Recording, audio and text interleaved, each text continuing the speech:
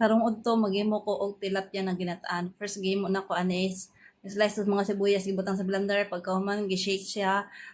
After ani ibutang diri sa fish na tilapia, i-mix then butang og mga pepper na ground, then asin ani na na siya, tapos pakuluan siya, i-boil.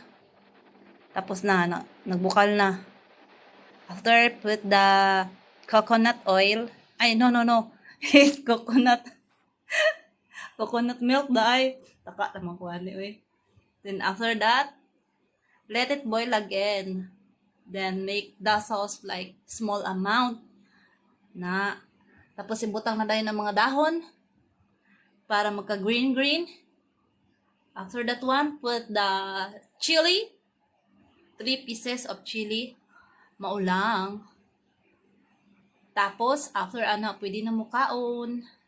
Maulang.